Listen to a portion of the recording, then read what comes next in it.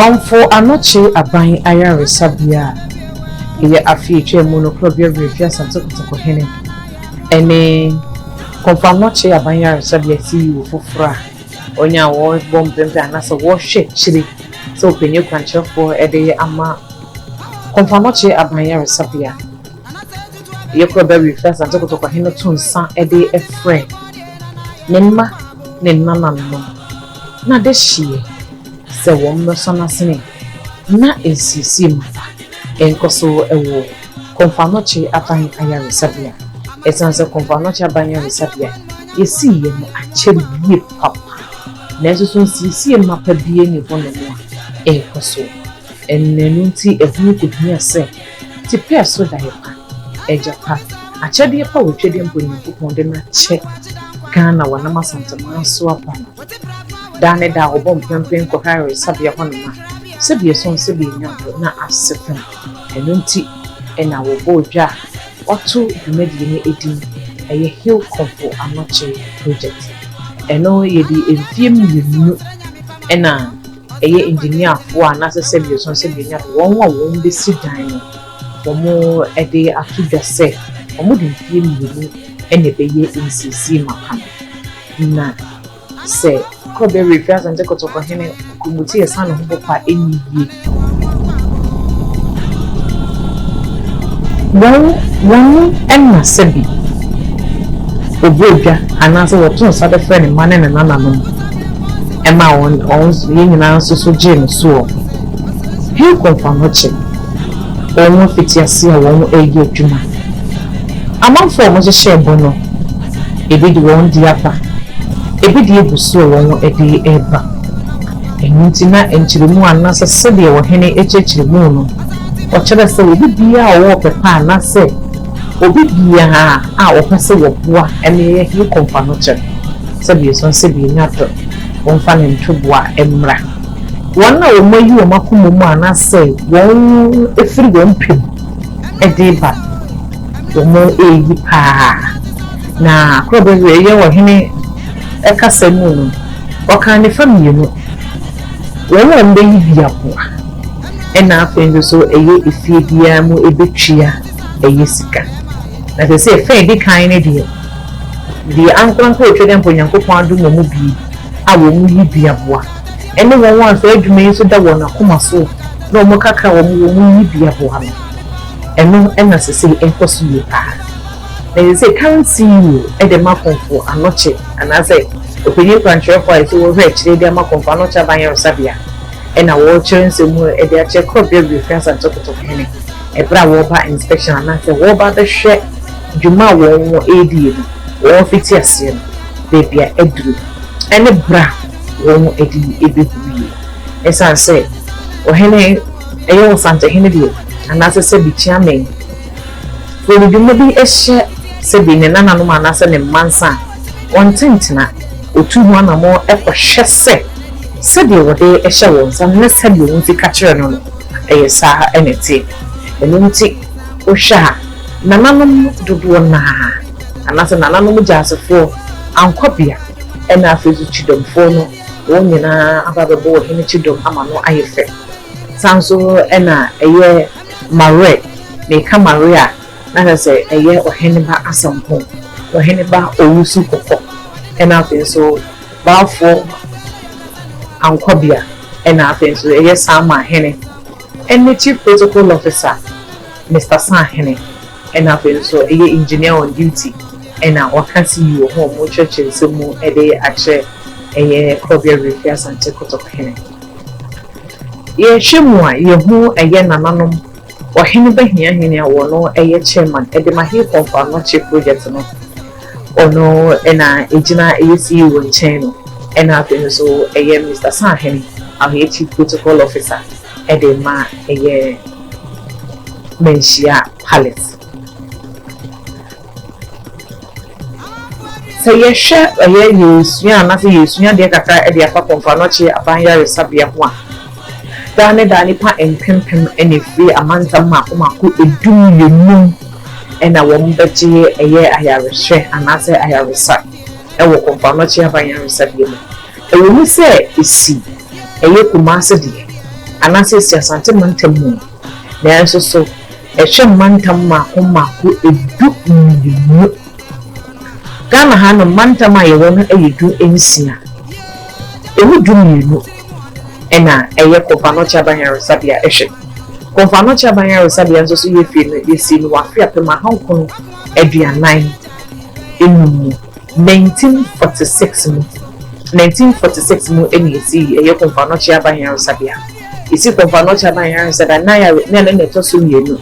ayaresabia edi kan si no wo man mu no na eye kwalebu abanya resabia wo esi no 1929 eno ti esi no 1929 no kwalebu abanya resabia ehwe mantam mako enan ena Komfo Anokye abanya resabia esi no 1946 eno so hwa mantam mako edu enu eno ti na chese boya resabia sebie so se me na say eye batan kese pa ye kan ya resemu a na sa batan kese enu ane Komfo Anokye abanya resabia na sa Komfo Anokye abanya resabia di e da so ye du Komfo India na odu Komfo so eye sebie so se benyado osante hini nya prekope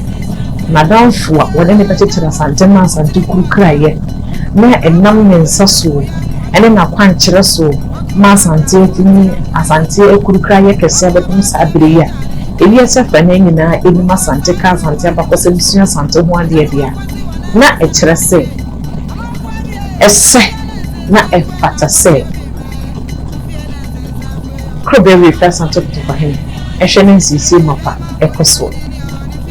eye na no yesua ade edefa eye Komfo Anokye abanya resabia ebra na yesi yenedian na edaso na nkituo mu afeba na kesi mu a edi ne dane ye be Komfo Anokye abanya resabia sika wo edisi abanya resabia na nkasa eye $10.2 million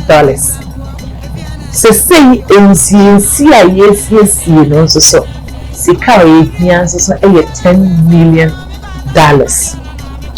na anwa ye ne wa hene be hia hene edi nkomo kaka edifa eye Komfo Anokye ho no omenya ntie se entobo no wan omuyi bia bon bank kaka eye wo hamo ebupen aduasa enu ayekwa aduasa enson and the 37% that's the hacket you know ena edoson dumano so eso a ehia eye ensadodo a ebetini aye edi ewie mejidi yese eye mantemu edu enyimu a ayaresabie ehwe no ye kanipa sebie so sebie nyado ahwe wa omanya omaya resa wo ho obi aba wo so omanya omma ebi enya kan pensia bo mo ho ato mo kwa na ekire se enka ye kanya kanya enki luko asanka asante memu kwa ena nke sese kanto boa no nke yibi edeboa sebie bi kan eye kuna ehene nana kunedu ya do kumeni ena yehu ye chidomfo no omunyina nso aba sanso ana chiame chami bunsu ene ankobia efekuo no so na no mo bi nso so eka ho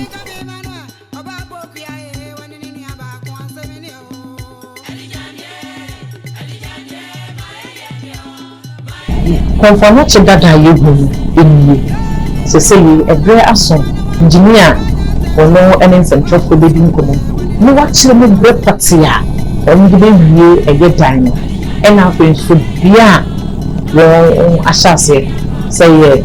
A block and as a B block mun ko tie ni anwa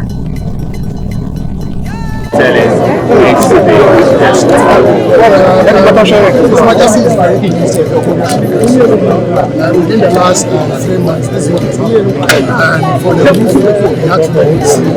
what the testing system is going one of the major problems of performance is the fact that if it rained today, or 2 weeks, some of the water will be the privilege of the transformation.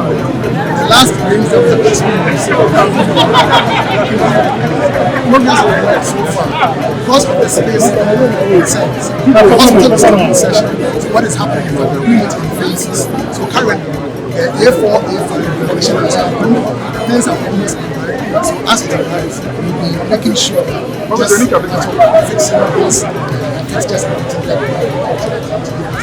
in terms of the we have just started the in-house for the roof.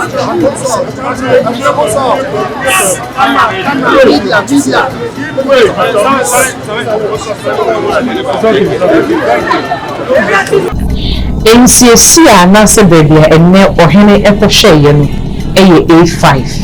enu ntimpanyin fami ate asese enu se ohene eni na de kese ewo benim besumi no mu na wo awie NCC no enyinara NCC won eye no eye A1 A2 A3 ena A4 ni A5 enne baby ekoye no eye A5 ena eye soro pa ena afenso B1 B2, B3, B4, and a B5. And no word no a enquada and a word na a new meal na wo every. Na da no yana the ekasasi kunshira a yana yamon payepa and fama a current CEO at the Komfo Anokye aban ayare sabia. If you bra a year or man penny na madam go Otumfuo a power no say one mehretri na one hand to me ma and fam one. Or buy no. Otumfuo tweden ko nyankopon acha asanteman ade enunti ko be refer sante ko ko hena bresu wa ye nhira yie pa esante obehia wo hene pa ti pa so da he pa empuntuduma ne nkoso ene kanko eda na koma so ene se ne mane ne nana no be yie ne da na koma so yie pa enunti se ya eya na monya se bi so se bi nyado CEO of Komfo Anokye currently go to eya na mo ebe bo man mu nyina essence Komfo Anokye abanya sabia edi ka mamu nyana nti yese ehye emanta mako edumi mu enu nti se wo ye de ama oman no wo ye de ama aban no ena wo ye nso so ede ama eye asanteman essence kanena na dodo mamu amabata ho maaye no na kwan bi so ena nana no faso ekekere wo man kwan bi so ena nana mo faso ebo yo ebo man no ho ebra enu nti de kan se enshira enkam ko be refer to him enkoso asanteman enkoso enu nti wa wuni wodi emfa maaye no kan na hye no so be wodi apa na afi so se breso na fe to so ni no mpanyofo de nyeme du akwan mu a efi bia so hwe na mo so ntwia modie essence mpanyese gunso eni nipa obi mu da yade ebebo obi so eni da obi nya eye Komfo Anokye midin ede maame fotia kai so be subscribe wa shama bo fun so eni bi ahye wa henipa te so dai pa ko be refer to him achede pa ochede mbo nyankopon do ache gan wo ma santi so